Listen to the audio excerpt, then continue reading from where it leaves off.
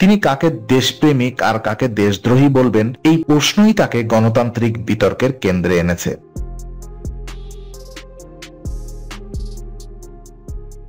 জাতীয়তা, শত্রু এবং গল্পের আগুন, অর্ণবের দেশপ্রেমের রাজনীতি। স্বাধীনতার পর থেকে ভারত বহু সাংবাদিক পেয়েছে। কেউ ছিলেন সরকারের সমালোচক, কেউ ছিলেন সামাজিক ন্যায়ের মুখপাত্র, কিন্তু ভারতের ইতিহাসে দেশপ্রেমকে বাণিজ্যিক ব্র্যান্ড বানানোর গল্প এত জোরে, এত সফলভাবে আর কেউ করেননি অর্ণব গোস্বামী ছাড়া। তিনি ক্যামেরার সামনে দাঁড়ালেই দেশের নিরাপত্তা, সেনা, সন্ত্রাসবাদ, পাকিস্তান সবকিছুর কেন্দ্রবিন্দু হয়ে ওঠে। কিন্তু তিনি কণ্ঠ উঁচু করেন, ভুরু কুঞ্চিত করেন, তাকে দেখলে মনে হয় এ যেন যুদ্ধক্ষেত্রের কমান্ডার। তার দর্শক ভাবে এই লোকটা সত্যি দেশের জন্য লড়ছে। কিন্তু প্রশ্ন হচ্ছে, এটা কি বাস্তব লড়াই নাকি স্ক্রিপ্টেড আবেগের রাজনীতি? তো পাকিস্তান চিরশত্রু না টিআরপি পাম্প। অর্ণবের নামের সবচেয়ে জনপ্রিয় লাইন কোনটা? Nation wants to know. আর দ্বিতীয় শব্দের সবচেয়ে জনপ্রিয় ক্ষেত্রে পাকিস্তান বিরোধিতা। তো ভারতের নাগরিক আবেগে পাকিস্তান বড় বিষয়। দেশভাগ, যুদ্ধ, কাশ্মীর, সন্ত্রাসবাদ, এই সব মিশে আছে অনুভূতিতে।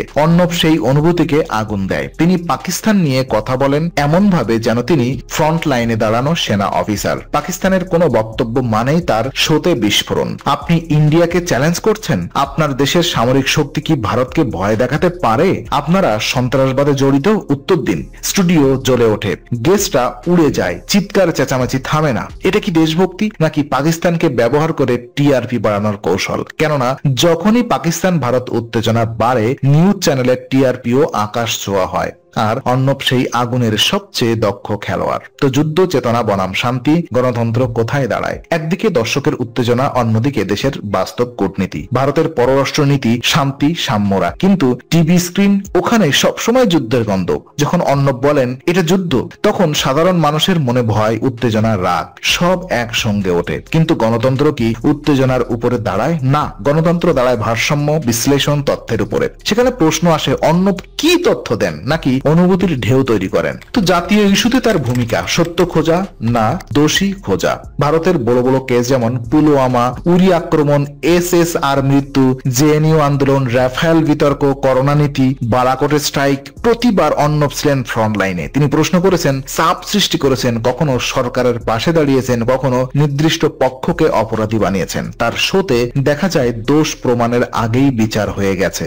এই ধারা বিপজ্জনক, কারণ সাংবাদিকের কাজ বিচার নয়, সত্যকে আলোকিত করা। কিন্তু অর্ণবের ধারায় বিচার স্টুডিওতেও হয়। এতে অনেক নির্দোষ ব্যক্তি সোশ্যাল মিডিয়ায় ট্রলিং, অপমান, মানসিক অত্যাচারের শিকার হন। এটা সাংবাদিকতার শক্তি, যা অন্যভাবে বললে সাংবাদিকতার ভয়ঙ্কর ক্ষমতা। তো দেশদ্রোহী লেবেল কার হাতে ক্ষমতা? ভারতে দেশদ্রোহী শব্দটি একটি অস্ত্রের মতো কাজে ব্যবহৃত হয়। অর্ণব অনেকে এই তকমা দিয়েছেন। আপনি দেশ বিরোধী কথা বলছেন, আপনি সেনাবাহিনীর বিরুদ্ধে কথা বলছেন, আপনি দেশের বিরুদ্ধে ষড়যন্ত্র করছেন। প্রশ্ন হলো, একজন সাংবাদিক কি সেই ক্ষমতা রাখেন যে তিনি কাকে দেশপ্রেমিক আর কাকে দেশদ্রোহী বলবেন? এই প্রশ্নই তাকে গণতান্ত্রিক বিতর্কের কেন্দ্রে এনেছে। তো এসএসআর মামলা আবেগের আগুন না ন্যায় বিচার? সুশান্ত সিং রাজপুতের মৃত্যু, ভারত কেঁপে ওঠে, মানুষ ভেঙে পড়ে, আর অর্ণব এই ইস্যু নিয়ে এক মহা আবেগীয় ঢেউ তৈরি করে। দিনের পর দিন, সপ্তাহের পর সপ্তাহ তার স্টুডিওতে তর্ক, কান্না, আক্রমণ, নাটক। তিনি ন্যায় বিচারের কথা